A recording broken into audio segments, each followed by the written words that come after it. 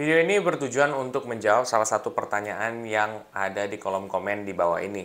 Jadi sempat ada yang nanya juga ke gua, eh, kalau misalkan gua berinvestasi, ya, ya katakan mulai dari angka kecil lah 100.000, ya, dan ini di reksadana saham. Lalu 1 tahun kemudian kan bakal ada resesi ya, dan bakal ada apa ya, ekonomi yang memburuk lah. Nah, di saat seperti itu berarti reksadana saham saya ludes semua dong.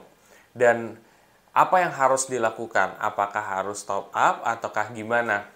Nah, di video ini gue bakal bantu untuk menjawab juga dari pertanyaan salah satu yang ada di netizen. Mudah-mudahan ini dapat membantu juga. Buat kamu semua yang penasaran, simak video ini tanpa di-skip.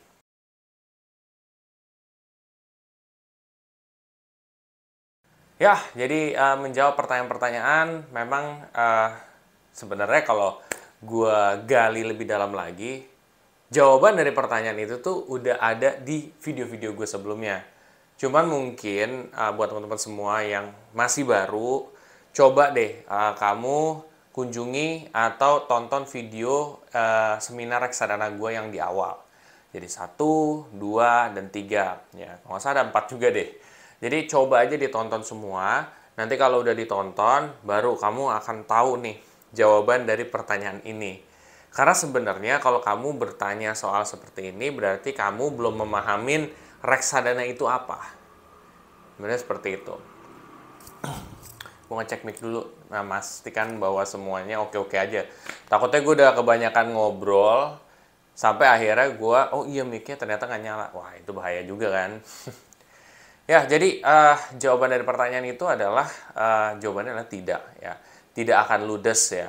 Jadi kenapa tidak akan ludes? Karena kalau dalam sistem investasi reksadana saham, ya, itu ada yang namanya floating loss, ya. Terutama kita ngomongin di sini adalah reksadana, ya. Reksadana itu kan seburuk-buruknya dia paling sekitar kurang berapa puluh persen gitu, 60. Mungkin nggak tahu gue yang terjelek ada yang 80 atau gimana, gue nggak tahu ya. Tetapi itu udah mentoknya di situ, nggak yang sampai dana kita nol ya. Itu ya, satu. Kedua, kalau misalkan seperti itu kan ada yang namanya floating loss atau unrealized loss. Ya, orang nyebutnya beda-beda, tapi sebenarnya maknanya sama. Artinya bahwa kerugian yang belum terrealisasi. Kenapa belum terrealisasi? Karena belum menjual asetnya. Jadi kalau kamu lihat di aplikasi, ini saya rugi segini-gini nih, berapa puluh persen. Tapi kalau kamu tidak menjual aset tersebut, maka itu tidak akan terjadi. Ngerti? Bahwa kalau kamu tidak menjual aset tersebut, itu tidak akan terjadi. Sekali lagi, kalau kamu tidak menjual aset tersebut atau reksadana tersebut, itu tidak akan terjadi.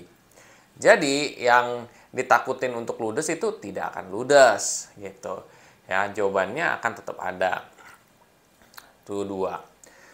Lalu kita harus juga memahami ketika kita memilih reksadana saham ya. Kita ngomongin spesifik ya karena memang pertanyaan reksadana saham.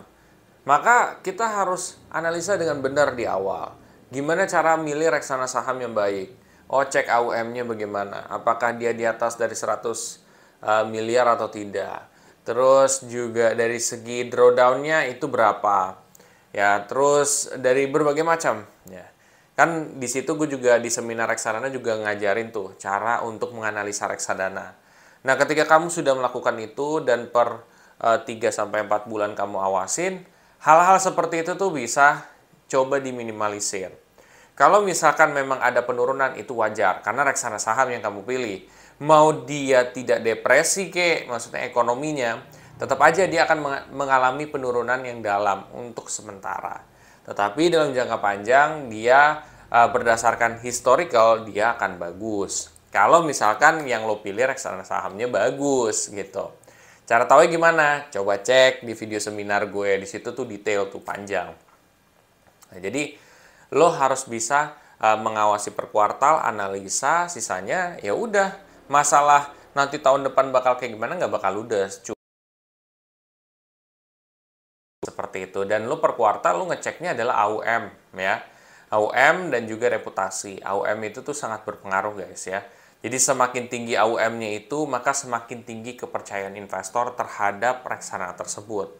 Yang ngapain lu invest di sebuah reksadana atau menaruh uang dengan jumlah yang banyak di suatu reksadana kalau kamu tidak percaya kualitas dari reksadana tersebut gitu. Nah, semakin gede yang dikelola berarti semakin baik. Kayak gitu.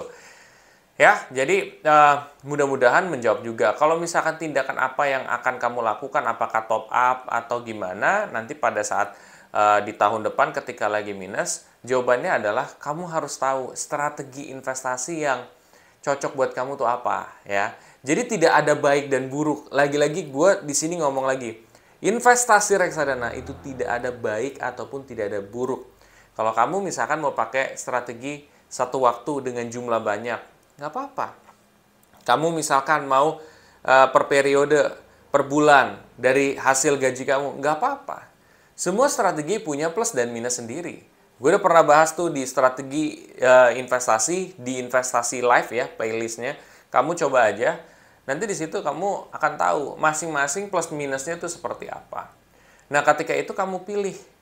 Nah, di sini artinya bahwa gue tidak mengarahkan kamu untuk melakukan strategi tertentu, tetapi kamu yang milih sendiri. Karena semua strategi itu punya plus dan minus sendiri. Mudah-mudahan dengan ada video ini bakal menjawab semua pertanyaan yang tadi ditanyakan dan mungkin jadi lebih tenang ketika berinvestasi. Buat teman-teman semua yang mungkin punya pertanyaan sama seperti ini, kamu coba bantu share aja ke yang lain. Siapa tahu mereka juga punya pertanyaan yang sama dan ini bakal terjawab gitu ya, dan tidak khawatir lagi gitu ya. Lalu buat teman-teman semua yang ingin mulai berinvestasi di reksadana, di aplikasi Bibit juga kamu bisa pakai kode referral gue yang ada di kolom deskripsi di bawah ini. Nanti kamu bisa mendapatkan cashback reksadana sebesar 25.000. Lumayan kan untuk nambahin investasi kamu? Oke semuanya, bila mana kamu merasa bahwa ini sangat bagus, ingat ya, bisa kamu subscribe dan juga kamu bisa share. Sampai jumpa di video selanjutnya. Terima kasih.